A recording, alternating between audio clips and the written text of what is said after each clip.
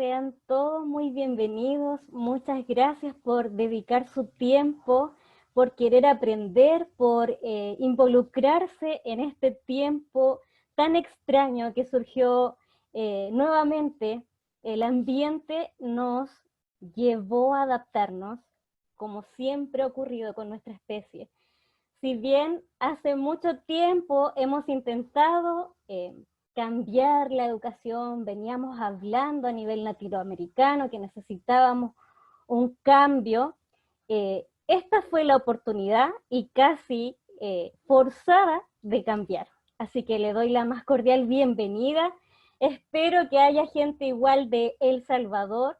Parte de mi corazón está repartida en Centroamérica, parte de mi corazón también está en Paraguay, en Argentina. Eso me ha permitido tener una visión más latinoamericana de la educación.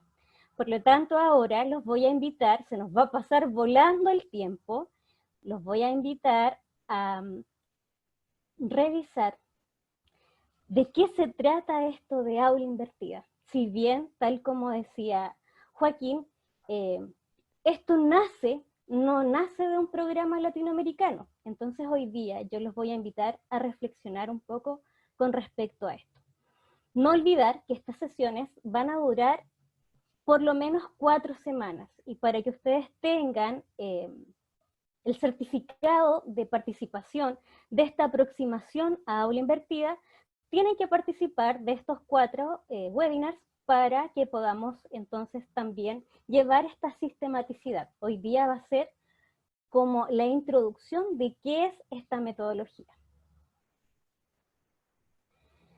Tal como decía Joaquín, hoy día vamos a revisar en nuestra primera sesión este modelo pedagógico y les invito también a seguirnos en nuestras redes sociales. Si bien la Asociación Chilena de Neuroaprendizaje dicta capacitaciones, en este tiempo de pandemia nos ha permitido poder compartir de manera gratuita muchas de nuestras apreciaciones con respecto a la educación. Y ha sido un tiempo en lo personal también de mucho estudio, también de mucho aprendizaje, y haciendo un análisis ya en este tiempo con nuestros estudiantes. Hoy día reflexionábamos precisamente en todo lo que ellos me han enseñado a mí durante este tiempo. Cabe destacar que yo trabajo en enseñanza media, en el área de las ciencias naturales, doy clases de química, de física y de biología, pero en un contexto súper vulnerable. Casi un 88% antes de la pandemia de mis estudiantes estaban en una condición de vulnerabilidad, cuyo porcentaje aumentó en este tiempo de pandemia.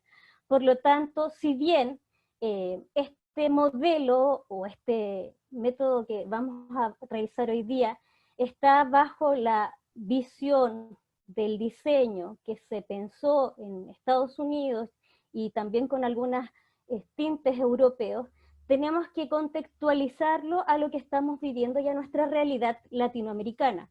Muchos de mis estudiantes con los que yo comparto poseen un teléfono, un celular para la familia. Entonces, ¿cómo podemos hacer para llevar este modelo a nuestra realidad? Es lo que vamos a compartir ahora.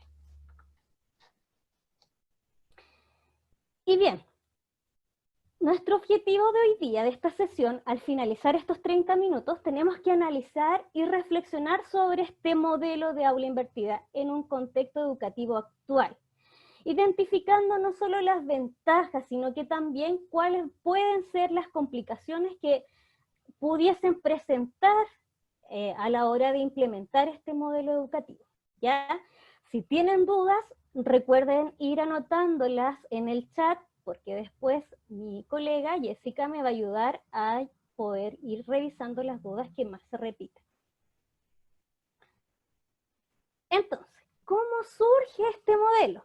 ¿De qué manera nosotros llegamos a este modelo de aula invertida? Y como pueden ver, no es algo tan nuevo, no es algo que haya nacido en una época de pandemia. Tal como dijo Joaquín, quienes iniciaron esta idea son profesores también de ciencias, de química en este caso, desde Estados Unidos, y su objetivo, cómo nació esta idea, era conseguir que los estudiantes que faltaban a las clases por distintos motivos no se quedaran atrasados con el aprendizaje, que no hubiera diferencia entre aquellos que estaban presentes en la clase con aquellos que no. Entonces, de manera muy primitiva, lo primero que estos personajes hicieron fue ponerle voz a las presentaciones, y esas presentaciones se las compartieron a sus estudiantes que faltaban a la clase. ¿Qué empezó a pasar? Sucedió que estos estudiantes se empezaron a compartir el material y se fueron dando cuenta que esta era una oportunidad de conseguir que se involucraran más estudiantes en este estudio y de poder guiar y aprovechar de manera óptima el tiempo en que ellos estaban en clases presenciales. Hoy en día, con este modelo pedagógico, Raúl Santiago, desde España, él presenta este modelo pedagógico pensado en que el estudiante trabaje de manera autónoma, que podamos lograr que este proceso de aprendizaje sea guiado por nosotros como docentes, pero que el estudiante pueda él desarrollar este aprendizaje autónomo, que pueda estudiar, asimilar, retener estos conocimientos previos a el reunirnos de manera sincrónica o de manera grupal, de manera presencial. Sin embargo, he aquí nuestro gran dilema como latinoamericanos. ¿Cuál era nuestra realidad antes de esta pandemia? Si bien nosotros como de modo ideal nos encantaría tener estos estudiantes autónomos, que ellos supieran utilizar herramientas tecnológicas, que ellos supieran utilizar la bibliografía, no es nuestra realidad. En los modelos europeos y en los modelos más norteamericanos, los estudiantes eligen las materias. Y al menos en Chile, recién este año o el año anterior, empezaron en tercero y cuarto medio a elegir ciertas materias para estudiar. Por lo tanto, nuestro contexto latinoamericano, tenemos un currículum predeterminado que el estudiante no tiene la opción de elegir. Por lo tanto, no hay una motivación intrínseca por el aprendizaje. Si bien cuando ingresan los primeros años al colegio, los niños manifiestan este deseo, este interés, estas ganas de hacer tareas, de aprender, y las educadoras de párvulo probablemente que estén conectadas ahora, me podrán decir, es verdad, cuando recién ingresan al jardín, el trabajo, el aprender jugando, los niños se ven muy motivados en este aprendizaje. A medida que vamos cursando los niveles educativos, pareciese ser que esta motivación empieza a decaer. Y al menos en Chile y en otros contextos, nosotros tenemos la jornada escolar completa. ¿Qué quiere decir eso? Que ingresamos a las 8 de la mañana y los niños terminan su jornada alrededor de las 4 o 5 de la tarde. Por lo tanto, la gran mayoría del tiempo la pasan en el colegio, y hasta hace poco, por lo menos el discurso que había en mi colegio donde trabajo, es que no dejemos tarea para la casa, porque esas tareas no va a haber alguien que los pueda guiar. Además, estas tareas los niños van a llegar cansados, ya no quieren, después de estar todo el día en el colegio, no quieren seguir trabajando en la casa, que dejemos el espacio a la familia, y esa era la realidad que nosotros teníamos hasta antes de esta pandemia. Y si se dan cuenta, todo lo que antes decíamos que no podíamos hacer es lo que hoy debemos cultivar en nuestros estudiantes. Y de pasar a tener, en el caso de ciencias, por ejemplo, de pasar a tener 6 horas de ciencias naturales, nos vimos en la realidad de esta pandemia que tuvimos que reducir el horario de este aprendizaje sincrónico. No, es imposible que tengamos a un estudiante concentrado y aprendiendo desde las 8 de la mañana hasta las 4 de la tarde. No es una realidad que nuestro cerebro pueda soportar. Además, peleábamos con la tecnología casi a diario. El celular era nuestro peor enemigo en clases. Se decía que nos desconcentraba, que los estudiantes o estaban escuchando música o estaban en redes sociales. Se implementaron, yo creo que en muchos colegios, esta famosa cajita donde el estudiante ingresaba y tenía que dejar su teléfono. Y el aprendizaje por tema de espacios pocas veces se daba de manera grupal. Entonces, por lo general, a lo mucho, era en pareja.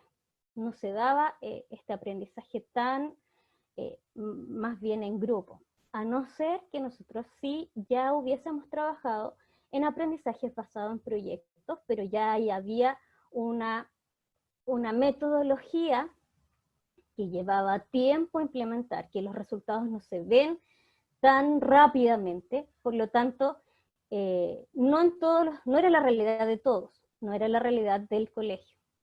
Y esta es la realidad que nosotros nos enfrentamos por lo general en toda Latinoamérica.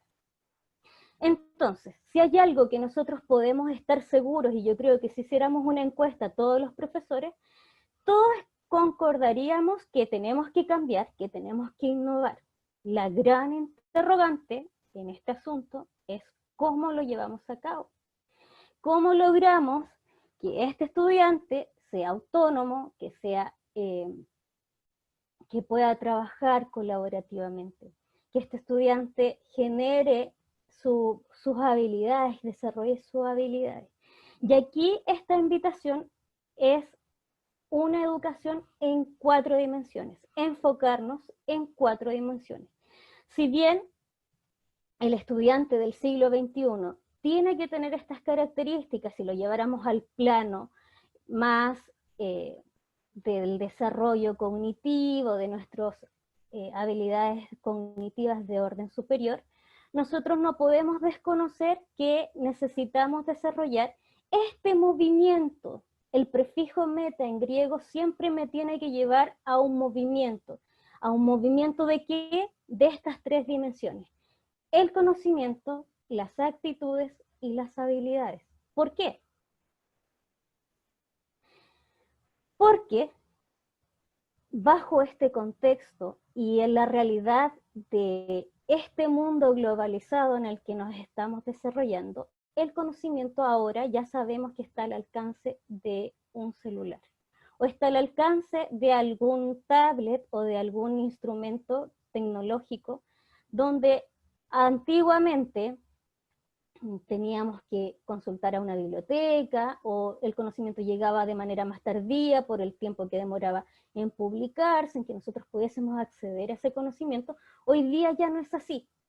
Por lo tanto, para poder trabajar en la realidad en la que estamos viviendo hoy día y en la que vamos a seguir enfrentando, porque yo creo que esto que estamos desarrollando, esta manera de aprender, se va a mantener en el tiempo, a pesar de que las condiciones de la pandemia cambien. Yo creo que nuestras aulas nunca más van a volver a ser las mismas que fueron. Y en vez de pelear con la tecnología como lo habíamos hecho hasta ahora, vamos a poder aprovechar, y ahora que hemos ido conociendo algunas herramientas tecnológicas, vamos a poder potenciar ese conocimiento, desarrollar esas habilidades con los estudiantes y aprovecharlas en el aula. Entonces, en ciencia siempre nosotros decimos que menos es más, y siempre yo les saco el ejemplo a los estudiantes de que cuando se postuló la molécula de ADN, bastaron 2 páginas para que esa publicación se hiciera famosa y nosotros conozcamos el ADN como lo conocemos ahora.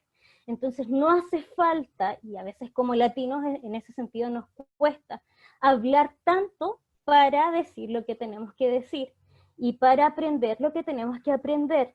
Entonces, he aquí la importancia de priorizar el contenido. ¿Qué es lo que quiero aprender? ¿Qué es lo que yo quiero que mis estudiantes conozcan? Y aquí es importante que nosotros como profesores nos preguntemos, ¿qué me haría sentir avergonzado a mí que mi estudiante no conozca, que él no domine en esta sociedad del siglo XXI? Ahora bien, las actitudes sí que son súper importantes en este momento. Y es como yo me comporto frente a este escenario de aprendizaje. No siempre, culturalmente como latino, tenemos desarrollada la puntualidad, por ejemplo. Y yo en eso soy súper intransigente con mis estudiantes. Si yo digo que mi clase empieza a las 5:30, yo a las 5:25 ya estoy con cámara y micrófono encendido esperándolo. ¿Por qué? Porque a la hora que yo inicio me va a permitir también terminar y respetar los tiempos que ellos tienen. Y eso culturalmente nosotros tenemos que ir aprendiendo porque somos nosotros quienes damos el ejemplo. Y por lo general en nuestras reuniones decimos siempre, yo he escuchado a nivel transversal esto, ya, si nos juntamos a las 3, comencemos a las 3:15, esperemos un ratito que se conecte más gente. Y lamentablemente siento que eso no está bien. Hemos cultivado que eso se mantenga y no somos respetuosos con los tiempos del resto. No estamos también permitiendo que los que son puntuales sigan cultivando eso, porque ¿para qué me voy a conectar tan temprano si al final se van a demorar 5 o 10 minutos más en iniciar?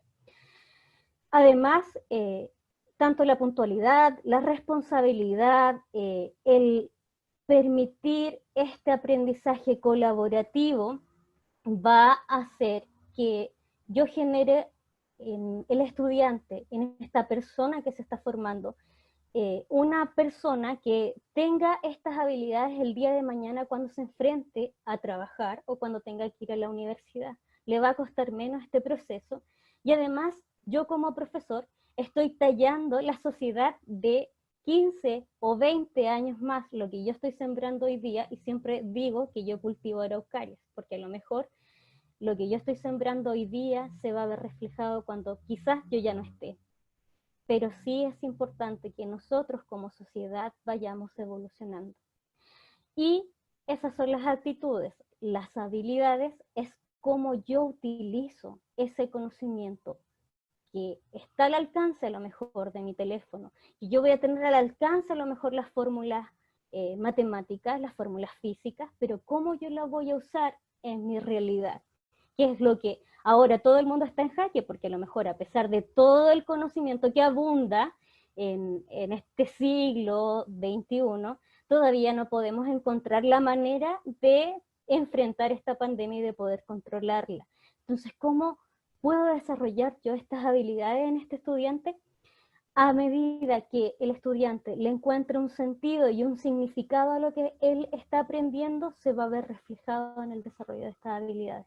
Y el movimiento de estas tres dimensiones va a generar este metaaprendizaje, que todas eh, mis capacidades cognitivas, todas mis funciones ejecutivas, eh, mi desarrollo cerebral que nos hace diferente al resto de las especies, se puedan movilizar, se puedan conectar para enfrentarme al conocimiento. Hasta ahí.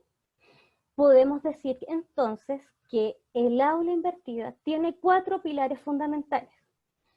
Uno, que se da en ambientes flexibles, donde los espacios pueden ser tanto dentro de nuestra aula como fuera de nuestra aula, que podemos utilizar diversos modelos, que podemos seguir un seguimiento individualizado. Nos va a permitir que el estudiante que avance más rápido también pueda seguir avanzando y pueda profundizar en el conocimiento que este estudiante quiera desarrollar. Nos permite generar una cultura de aprendizaje donde el estudiante es el protagonista y muchas veces nosotros como profesores aprender de lo que ellos también traen a la clase, de lo que ellos preparan. Podemos valorar esos contenidos que ellos aportan, que descubren, podemos ir gradualizando este conocimiento y superándose a sí mismo, que es lo que es súper importante, que esta competencia que se da a veces de mala forma sea de manera de superación personal. ¿Cómo generamos este contenido? Bueno, si bien el modelo original era a través de videos, nosotros como docentes latinoamericanos no solamente podemos utilizar un video, podemos utilizar guías, podemos utilizar material impreso, podemos utilizar páginas web. ¿Qué es importante en este tiempo, en este proceso de aula invertida? Que hay dos momentos.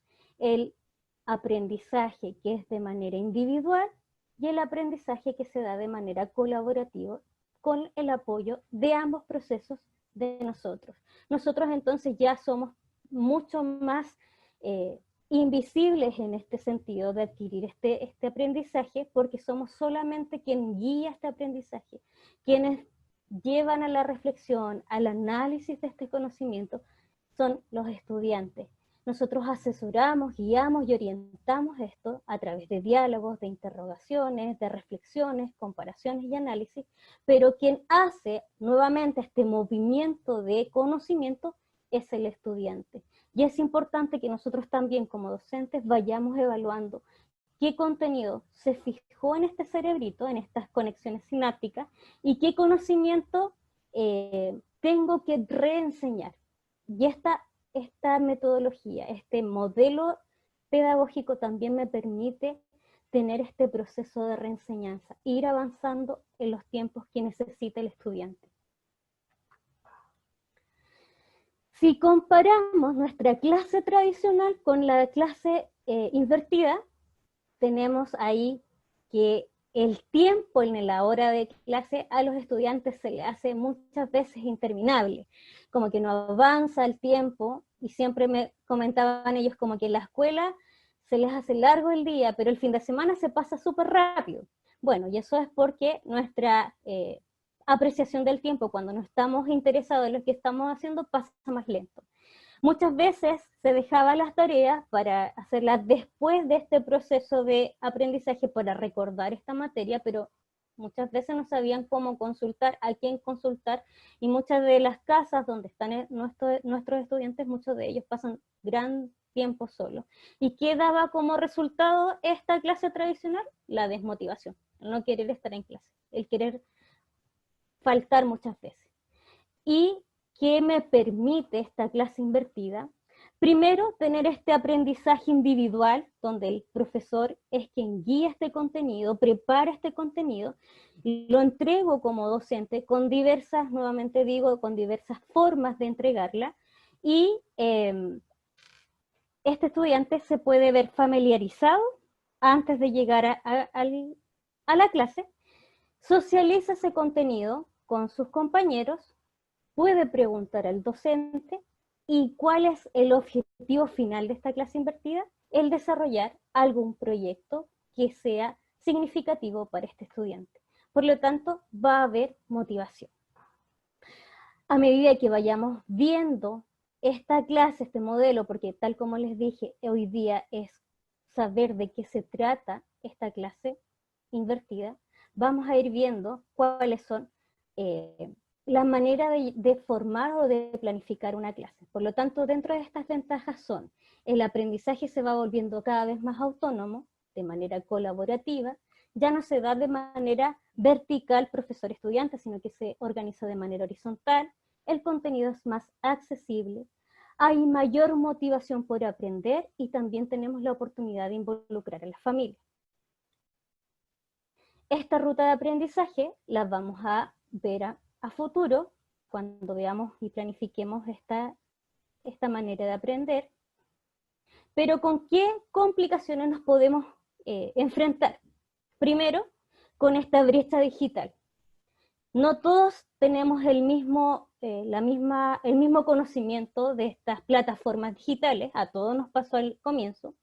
Nosotros tenemos que destinar como profesores mucho más tiempo en la planificación de nuestras clases, porque tenemos que planificar la clase individual y la clase colaborativa.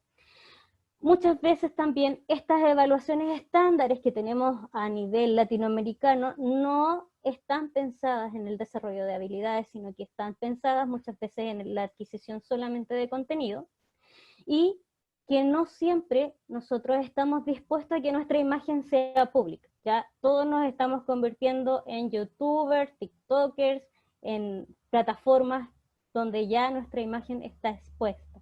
Entonces, no todos les acomoda esta exposición de nuestra imagen. Pero a medida que vayamos avanzando a futuro, vamos a ir viendo cómo esto beneficia nuestra dimensión cognitiva. Y solo quiero mostrar esta taxonomía de Bloom cuando planifiquemos una manera de de llevar una clase, de qué manera se seleccionan estos verbos en el modelo invertido. Tenemos la clase que ocurre previamente, donde podemos crear, evaluar y analizar de manera colaborativa con otros estudiantes, y recordar o memorizar y aplicar de manera individual. Entonces vamos a tener estos dos momentos en la clase, a diferencia del modelo tradicional, donde la comprensión y la memorización se daba de manera pasiva. El estudiante solo recibía lo que el profesor le entregaba. Y para finalizar, los quiero dejar con este pensamiento del gran Albert Einstein. No podemos resolver nuestros problemas con el mismo pensamiento que utilizamos cuando los creamos. Así que ahora voy a dejar a Jessica para que me plantee algunas preguntas que pudiesen haber surgido, y aquí voy a aprovechar de ver sus caras. Hola, buenas tardes a todos. Mi nombre es Jessica Urra, estoy moderando en la sesión de hoy con Amara. Junto con saludarlos, les informo lo siguiente. Para quienes entraron un poco más tarde a la sesión, les comunico que esto va a estar publicado, pero no en este minuto, ¿cierto?, en nuestros canales de YouTube, va a estar más adelante, ¿ok? Así que pierdan cuidado, para quienes perdieron el inicio o parte de la clase, van a poder verlo en un futuro próximo, ¿ok? Y Amara, dentro de las preguntas que hemos seleccionado por hoy, está la siguiente. Claudia Albucó pregunta: ¿existe algún colegio en Chile que antes de pandemia haya explicado este modelo con éxito? ¿Aula invertida? Sí, tengo entendido que en Santiago de Chile hay ya un colegio que lo implementó. No voy a dar el nombre por temas de confidencialidad, pero si bien ellos implementaron este modelo con el diseño original, por lo tanto su colegio se convertía verdaderamente en un set de grabación, y nosotros no es nuestra realidad, al menos no ha sido la mía. He tenido que utilizar mis recursos, he tenido que usar mi computador, donde la imagen no siempre es tan buena, donde el sonido tenemos que ir aprendiendo a utilizar, como compartir el sonido, por ejemplo. Son cosas a las que todos nosotros nos hemos enfrentado en algún momento. Hemos ido aprendiendo a medida que vamos desarrollando esto.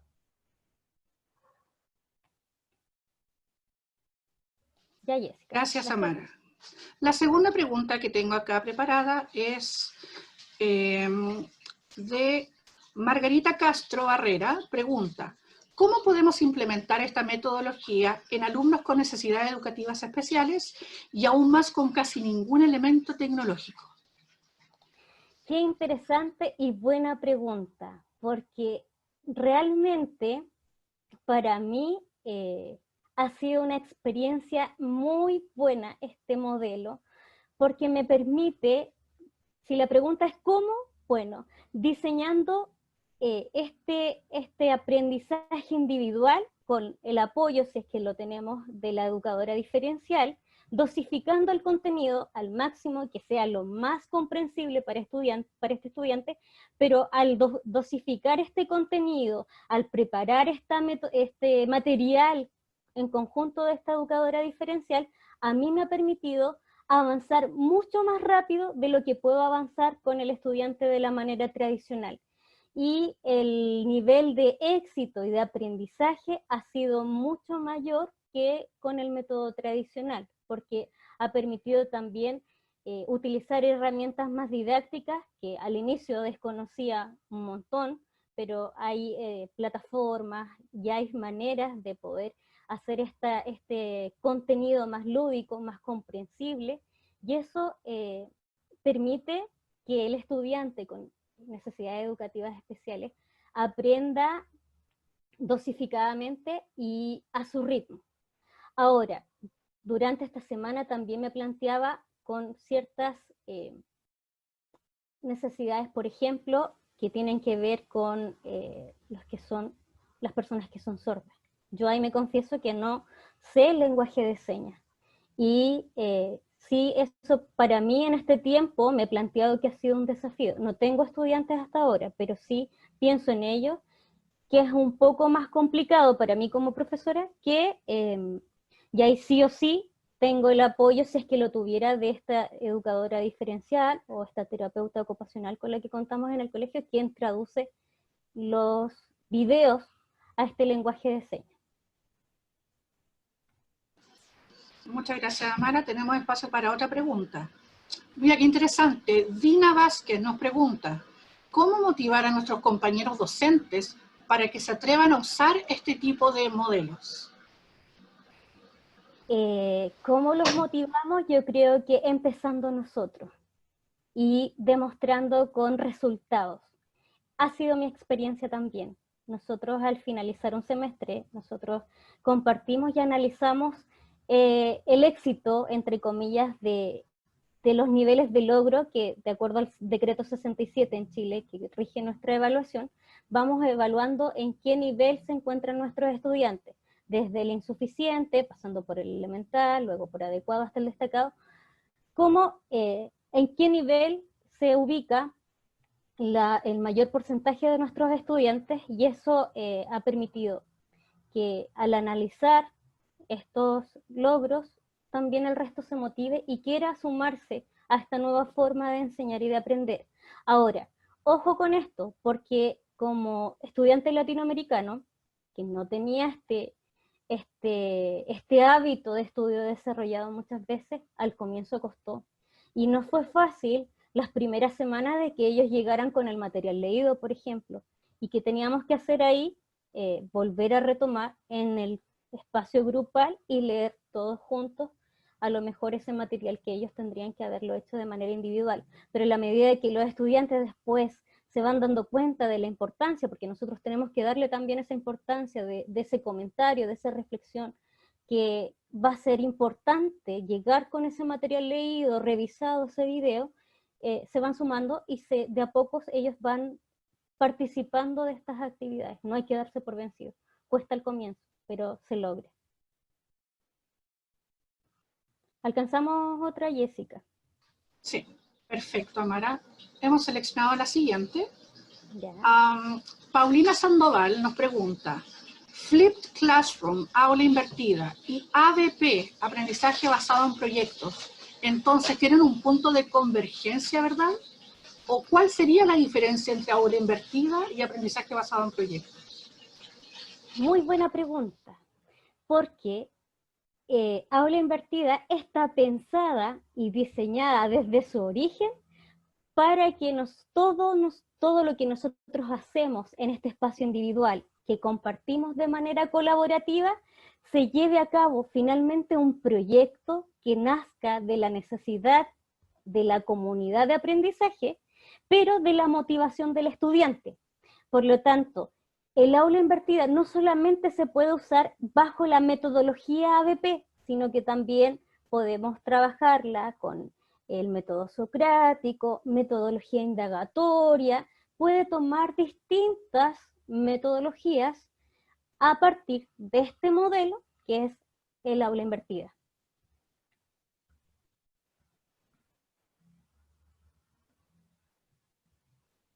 Perfecto, Amara. ¿Alcanzamos una más? ¿Sí? Ya. Ok, esta pregunta es bastante, bueno, se nota más simple, pero implica un análisis. Paloma Miranda nos pregunta, ¿desde qué edad se recomienda utilizar este modelo de aprendizaje? Yo me atrevería a decir que de cualquier edad, teniendo en cuenta el material que voy a compartir con el estudiante. Tengo la experiencia también de apoyar a educadoras de párvulos en este proceso de la Junta Nacional de Jardines Infantiles, que en Chile se abrevia JUNJI, y con pequeños videos de contenido se han visto súper buenos resultados en niños de 3 años, que fue los que yo he permitido secuenciar y seguir cómo ellos trabajan. Ven un video, por ejemplo, supongamos las vocales, y pueden compartir sus trabajos con las educadoras de párvulos y además llevarlos también a este análisis y a esta reflexión. Y aunque ustedes no lo crean, los niños también, de acuerdo a su edad, reflexionan con preguntas que a veces nos sorprenden a nosotros los adultos y tienen ellos ya de repente este análisis crítico que nosotros podemos aprovechar también a través de este modelo de aula invertida.